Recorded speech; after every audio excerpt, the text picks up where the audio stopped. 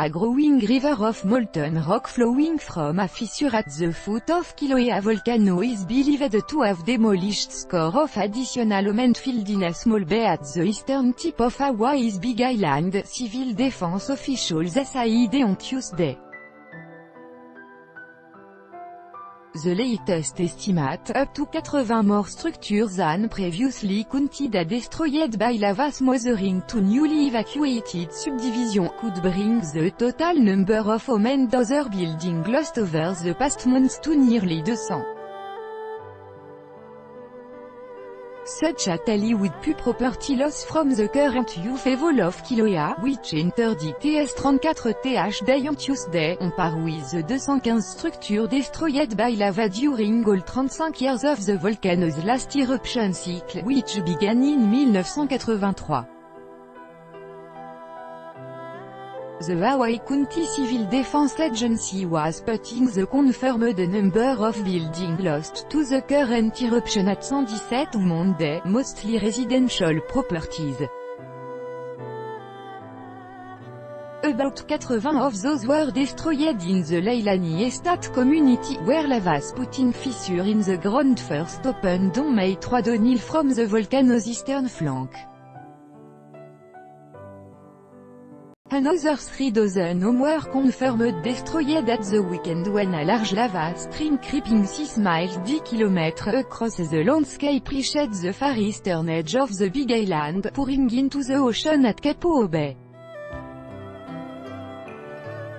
A civil defense official told Reuters on Tuesday at least 60 to 80 more homes were believed to have been devoured as the lava flow, measuring about half a mile wide and 10 to 15 feet 3 à 4,6 meters tall, inundated the adjacent subdivision of Kapoho Beach low-end vacation land.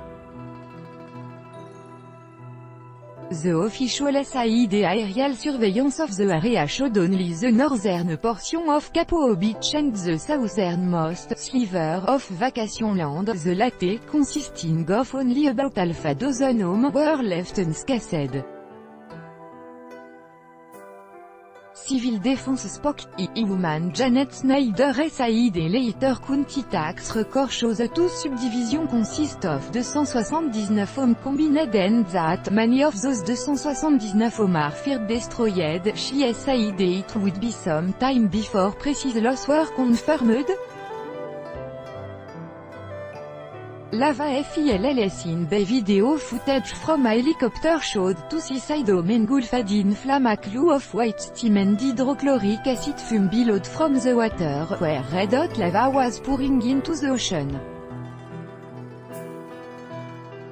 Civil defense officials said Kapoho Bay itself had been filled in with lava that extended 7/10 of a mile from what had been the shoreline. What USAID to be the bay is now on lava bed, new land, almost a mile out into the ocean, the civil defense spokesman said. Authorities began evacuating the greater Kapoho area last weekend, ushered most of the last remaining residents to safety early on Saturday, hours before the lava flow severed all road access to the region. Several holdouts were airlifted by helicopter on Sunday, leaving no more than a handful of people who refused to leave, officials said. Barbara McDaniel a retiré ou moved with her husband to vacation land from Washington stage 5 years ago, said they fled as soon as evacuation began, taking little else but their dog and cat with them.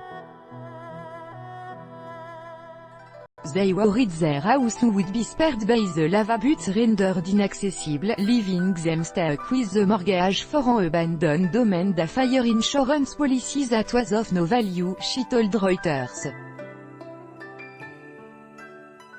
Right now, I'm hoping that it burns down, she said. If lava takes it, we're covered. Additional reporting and writing by Steve Gorman in Los Angeles, editing by Sandra Mahler and Paul T.